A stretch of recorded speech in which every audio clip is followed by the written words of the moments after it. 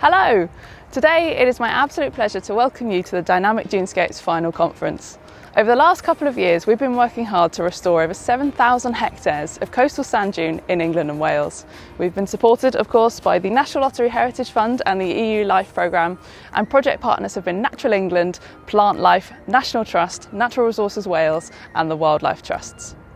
We're looking forward now to spending a little bit of time having a look on all of the things we've achieved and how we've achieved them over the years. Thanks for joining us.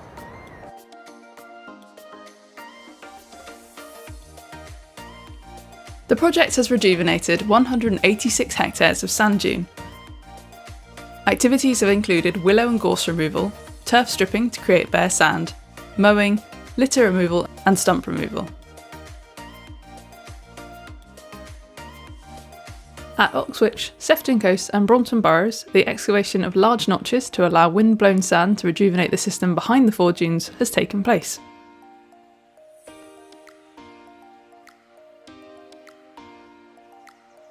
The project has bought a new tractor and flail with Cornwall Wildlife Trust and a soft track with Lincolnshire Wildlife Trust.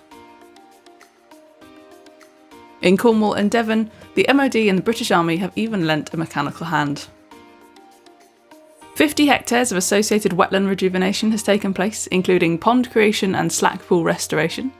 At National Trust Formby, 12 bare sand surrounded fresh pools were created, and in Cumbria, breeding pools have been restored and created for natterjack toads at Eskimills, Groon Point and Moorbrae Banks, where a recent monitoring walk recorded 80 adult toads. –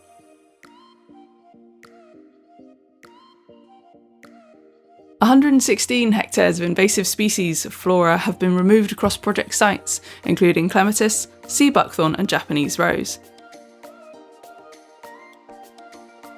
Here you can see the Crook Bank in Lincolnshire before and after clematis removal.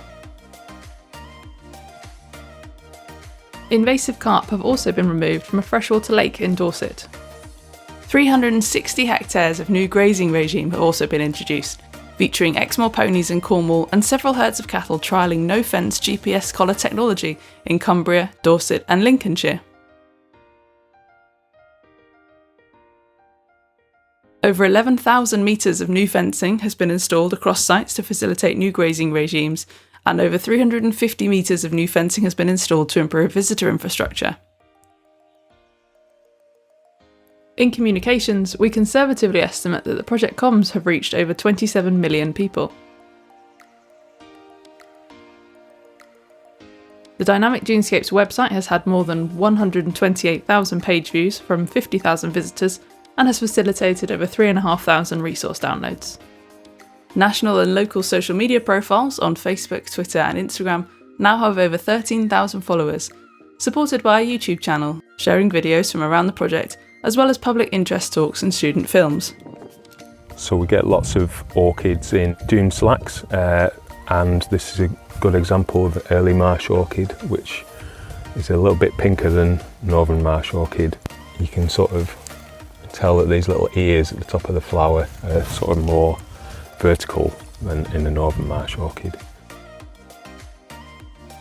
My name's Sally Wallington and I'm the Project Officer for the Dynamic Dunescapes project here down on the National Trust land at Studland Bay. So one of the aims of the project is to reintroduce cattle with the idea that they will eat the purple moorgrass, graze down the vegetation to prevent it from going to scrub and woodland. The reason for this is to protect and enhance our great populations of things like sand lizards.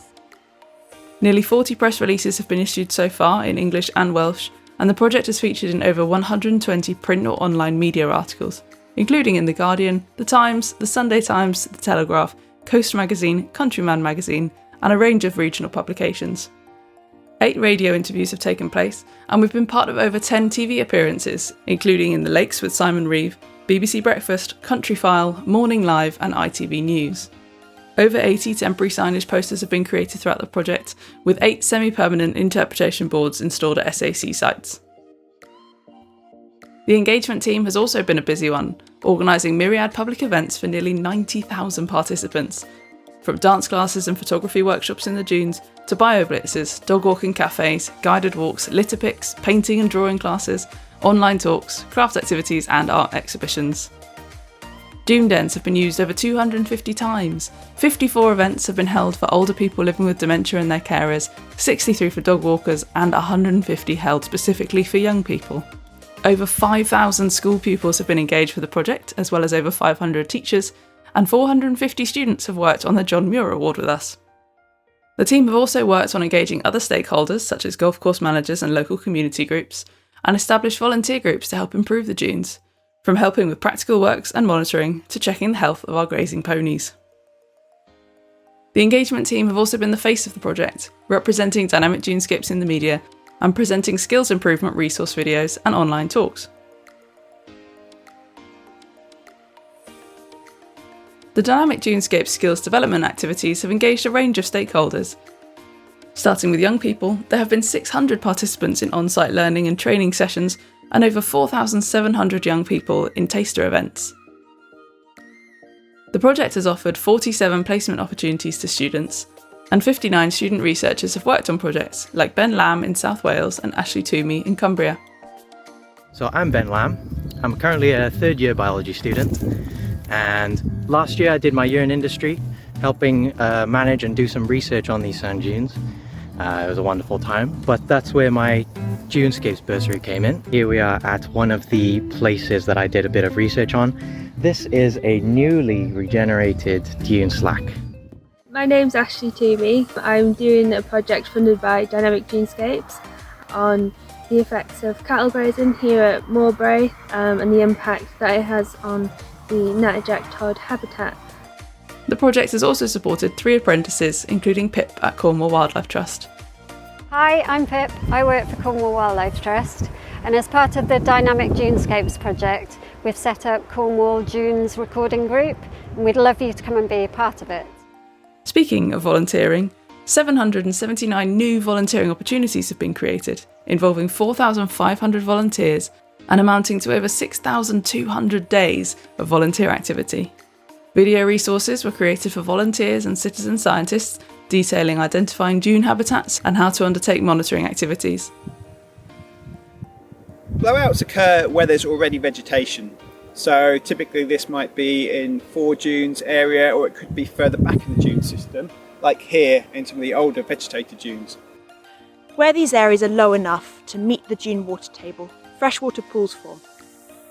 Dune slacks usually flood in winter and dry out in summer, and it's this annual fluctuation that gives the habitats their high biodiversity status. Today we're going to have a look at how you measure a dip well for the Dynamic Dunescapes Citizen Science Project.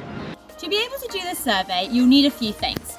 The first is a GPS, which you can either download an app on your phone or have a handheld GPS unit. The Dynamic Dunescapes app was developed for use by volunteers and citizen scientists working with site leads, as well as resources and toolkits such as the Dynamic Dunescapes Sand Dune Manager's Handbook, available to download from our website, and a series of online public and site manager e-learning modules, available in English and Welsh.